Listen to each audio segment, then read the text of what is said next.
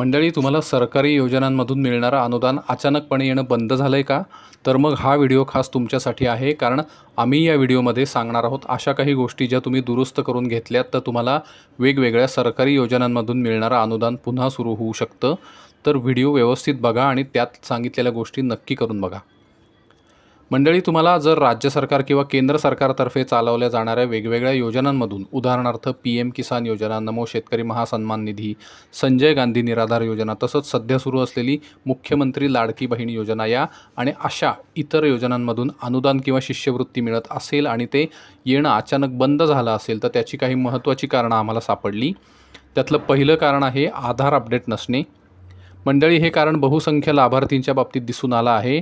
आधार update करा अशी सूचना सरकारकडून गेल्या 1 ते 1.5 वर्षांपासून केली जात आहे, मात्र अनेक जण त्याला एकतर टाळतात किंवा त्यांनाही डोक्याला कटकट वाटते। मात्र मंडळी, आधार अपडेट करून घेणं हे आता अनिवार्य केलं आहे। याचं कारणही तसंच आहे। मंडळी, अनेक जण मृत व्यक्तींचे आधार कार्ड वापरून त्यावर अनेक सरकारी योजनांचा लाभ घेतात। अगदी त्या मृत व्यक्तीच्या कुटुंबातील सदस्यसुद्धा हे प्रकार करतात असं आढळून आलं आहे। हा कायद्याने गुन्हा तर आहेच, पण अयोग्यसुद्धा आहे। म्हणूनच ज्यांचं आधार कार्ड काढून 10 वर्ष पूर्ण झाली आहेत अशा सगळ्यांना आधार अपडेट करून घेणं अनिवार्य आहे, अन्यथा त्यांचं सरकारी अनुदान बंद केलं जातं। त्यामुळे तुम्ही कुठल्याही सरकारी योजनांचा लाभ घेत असाल आणि तुम्हाला आधार कार्ड काढून 10 वर्ष पूर्ण झाली असतील तर लवकरात लवकर तुमचं आधार कार्ड अपडेट करून घ्या। तुमचं आधार कार्ड अपडेट करण्यासाठी तुम्हाला तुमचं ओळखपत्र आणि पत्त्याचा पुरावा घेऊन आधार केंद्रावर जाणं आवश्यक आहे। ओळखपत्र म्हणून तुम्ही passport, driving licence, pan card, मतदार ओळखपत्र यासारखे वैध सरकारी कागदपत्र देऊ शकता। पत्त्याचा पुरावा म्हणून तुम्ही बँक स्टेटमेंट, बँकेचं पासबुक, वीज बिल, पाणीपट्टीचं बिल किंवा मालमत्ता कराची पावती यासारखे कागदपत्र देऊ शकता। मात्र या सर्व कागदपत्रांवर तुम्ही सध्या जिथं राहता त्या ठिकाणचा पत्ता असणं आवश्यक आहे। बँक स्टेटमेंट किंवा पासबुक दिल्यास ते आधी अपडेट करून घ्या, म्हणजे त्यावर मागील किमान 1 वर्षांचे व्यवहार दिसले पाहिजेत। तसंच पासबुक दिल्यास त्यावर तुमचा फोटो आणि तुम्ही सध्या जिथं राहता त्या ठिकाणचा पत्ता असणं आवश्यक आहे। तसंच बँक स्टेटमेंटवर सुद्धा तुमचा चालू पत्ता असणं आवश्यक आहे। दुसरं कारण म्हणजे आधार सीडिंग केलेलं नाही। मंडळी, आधार सीडिंग आणि आधार लिंकिंग असे 2 वेगवेगळे प्रकार आहेत। त्यामध्ये आधार सीडिंग केलेलं असेल तरच तुम्हाला सरकारी योजनेअंतर्गत अनुदान मिळू शकतं। मात्र अनेकदा आधार सीडिंग केलेलं नसल्यामुळे सरकारी योजनांचे पैसे मिळत नाहीत, किंवा आधी एखाद्या बँकेत आधार सीडिंग केलेलं असतं पण खातेदाराला काही कारणांनी ते बंद करावं लागतं आणि त्यामुळे कुठेच आधार सीडिंग केलेलं नसतं। ही गोष्ट अचानक झाल्यामुळे खातेदाराच्या लक्षात येत नाही। तुमच्या बाबतीत असं काही झालं आहे का हे बघायचं असेल तर त्याचा एक व्हिडिओ आम्ही आधीच तयार केला आहे। त्याची लिंक आत्ता आय बटनमध्ये दिसत आहे आणि डिस्क्रिप्शन बॉक्समध्ये सुद्धा ती लिंक दिलेली आहे।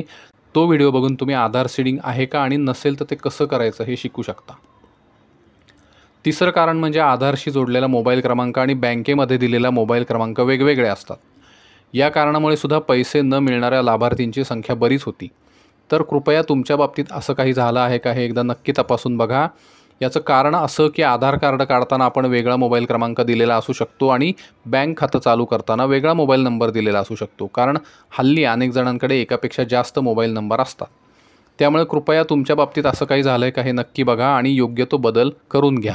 तसंच आधारशी जोडलेला मोबाईल नंबर किंवा बँकेत दिलेला मोबाईल नंबर चालू आहे का याचीसुद्धा खात्री करा, कारण काही लोकांच्या बाबतीत असंही झालं आहे की त्यांनी आधारला जोडलेला मोबाईल नंबर किंवा बँकेत दिलेला मोबाईल नंबर बंद पडलेला होता। अजून एक कारण म्हणजे पॅन कार्ड आणि आधार कार्ड एकमेकांशी जोडलेलं नसेल तरी असा प्रॉब्लेम येतो, पण या बाबतीत अजून कोणी लाभार्थी आमच्यासमोर आलेले नाहीत ज्यांना पॅन आणि आधार जोडलेलं नसल्यामुळे सरकारी योजनेतील सबसिडी मिळणं बंद झाले। मात्र पॅन आणि आधार जोडलेलं नसेल तरी अनेक ठिकाणी तुम्ही आर्थिक व्यवहार करू शकत नाही। तर आत्ता सांगितलेली सगळी कारणं तुमच्या बाबतीत घडली आहेत का हे एकदा नक्की तपासून बघा, म्हणजे आवश्यकतेनुसार तुम्हाला दुरुस्ती करून घेता येईल।